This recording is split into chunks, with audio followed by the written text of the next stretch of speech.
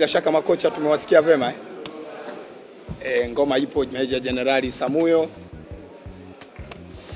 mchezo wenye mvuto wa kipekee, mchezo ambao unazungumzwa zaidi barani Afrika kwa sasa hivi. Ni mchezo namba 169 wa ligi kuu ya NBC, ligi ya 6 kwa ubora barani Afrika. Mchezo unaozikutanisha Simba Sports Club ambaye ni mwenyeji na Young African Sports Club ambaye ni mgeni. Kama ambavyo nimetoa maelezo awali, mchezo unakwenda kufanyika kwenye uwanja wa Meja Jenerali Samuyo kuanzia majira ya saa 12 jioni. Makocha wameshazungumza masuala ya kiufundi, makapteni wameshazungumza, lakini upande wetu kama waendeshaji na wasimamizi kuna masuala ambayo tunalazimika ama tunawajibika kushare nanyi, wadau wa ligi kuu ya NBC, wadau wa dabi ya Kariakoo. Kwanza bila kupoteza wakati, kwa niaba ya bodi ya ligi kuu Tanzania, tunatoa shukrani za dhati kwenu wanahabari kwa namna ambavyo mmekuwa mkishirikiana nasi vizuri katika kutangaza huu mchezo na michezo mingine ya ligi kuu ya NBC. Kwa hiyo tunakiri mchango wenu na tunawashukuru pamoja na kuwapongeza kwa hilo. Lakini wakati mkiendelea kutangaza masuala mbalimbali ikiwemo mchezo huu wa ligi kuu ya NBC dabi ya Kariakoo, tunafahamu pia kwamba kuna maelezo, kuna taarifa ambazo mmekuwa mkizihitaji kutoka kwetu, lakini pia zipo ambazo sisi tunatamani kuzifikisha kwenu ili nyie mtusaidie kuzifikisha kwa wadau wa ligi kuu ya NBC. Ninazo hapa taarifa mbalimbali ikiwemo maofisa wa mchezo walioteuliwa kusimamia dabi ya Kariakoo, na kwa kuanzia ni wajuze kuhusu muda ambao mageti yatafunguliwa. Mageti yatafunguliwa mnamo saa 7 kamili mchana, na kwamba kuanzia muda huo basi mashabiki wataruhusiwa kuingia uwanjani kwa ajili ya kushuhudia burudani mbalimbali zilizoandaliwa uwanjani hapo kabla ya mchezo wenyewe kuanza saa 12 kamili jioni. Tiketi zinaendelea kuuzwa, na kwa taarifa nilizonazo tiketi za majukwaa ya mzunguko zimeshaisha, na kwamba zilizobakia sasa ni tiketi za VIP A na VIP B. VIP A ambazo zinauzwa kwa shilingi 30,000 na VIP B shilingi 50,000. Kwa hiyo kwa wale ambao bado hawajapata tiketi basi wafanye hima kununua tiketi ili wasikose burudani ya kipekee, kwa sababu dabi hii ni ya kipekee sana. Ina mvuto wa aina yake, na kwamba ni jambo jema sana kama utakuwepo uwanjani kuenjoy nasi ladha tamu za ligi kuu ya NBC. Kwa wale ambao watakuwa wamefanikiwa kupata tiketi, tuwataarifu kwamba wao ndio pekee ambao wanatakiwa kufika uwanjani kwenye uwanja wa Meja Jenerali Samuyo. Hii taarifa maana yake ni nini? Ni kwamba kama hutokuwa na tiketi mpaka kufikia wakati ule wa mchezo, wewe hutotakiwa kusogea eneo la uwanja.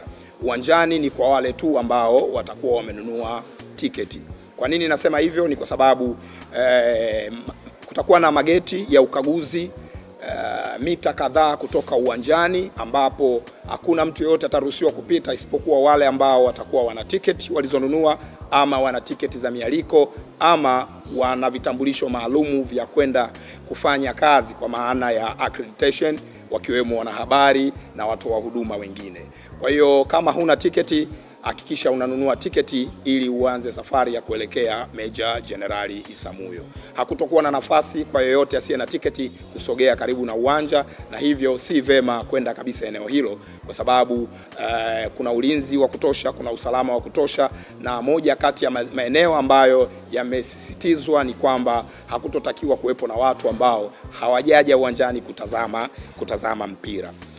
Mashabiki ambao watanunua tiketi wanakumbushwa kwamba chupa za maji haziruhusiwi uwanjani hapo, na badala yake kutakuwa na huduma mbalimbali za vinywaji pamoja na viburudisho vingine zitauzwa pale ndani ya uwanja na watu wa huduma walioidhinishwa na bodi ya ligi kuu Tanzania.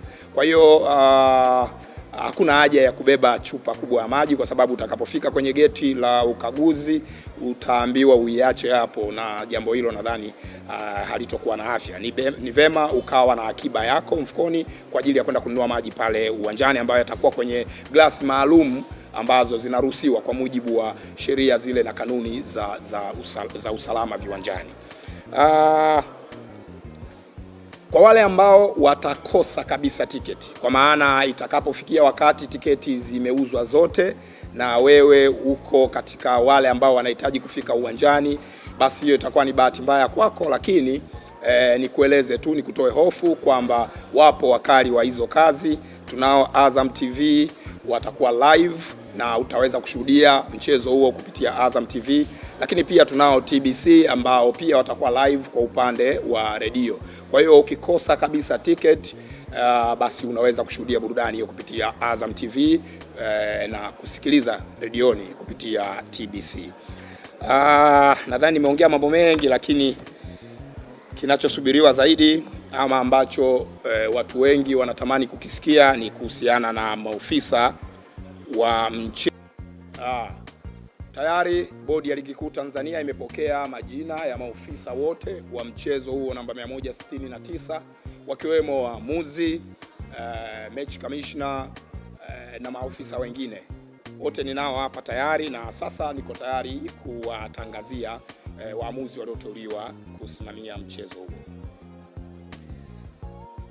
Mwamuzi wa kati ni Bwana Hamza El Farek kutoka Morocco. Mwamuzi msaidizi namba 1 ni Lassen Agau kutoka Morocco.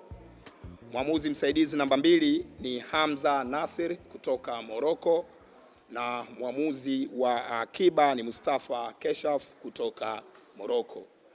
Match commissioner wa mchezo huo wa kesho ni Osuri Kosuri kutoka Simiyu. Mratibu wa mchezo kwa maana ya GC ni Hassan Abdalla kutoka Dar es Salaam. Mratibu wa mchezo msaidizi ni Mohamed Kaluma kutoka Dar es Salaam. Ofisa habari wa mchezo ni Karim Boimanda kutoka Dar es Salaam. Afisa usalama wa mchezo ni ASP Hashim Abdalla kutoka Dodoma. Ofisa itifaki ni Fatima Abdalla kutoka Dar es Salaam. Daktari wa mchezo ni Dr. Lizobin Kisongo kutoka Dar es Salaam. Ofisa masoko ni Jerry Temu kutoka Dar es Salaam. Na mwisho kabisa ni msimamizi wa kituo ambaye ni Bwana Kipukuswa kutoka hapa Dar es Salaam. Kwa hiyo hao ndio maofisa wa mchezo watakaosimamia mchezo wa kesho. Na kwa kumalizia, ni wakumbushe wadau wote watakaokata tiketi ama waliokata tiketi kushuhudia mchezo huo, basi wajitahidi kufuata kanuni pamoja na sheria na miongozo yote inayotolewa na TFF na bodi ya ligi kuu Tanzania kwa ajili ya kuhakikisha tunachokifuata pale ni burudani, tunapata burudani, tunaondoka kwa amani na kurejea makwetu kwa amani. Asanteni sana, na nikaribishe maswali kutoka kwenu wanahabari.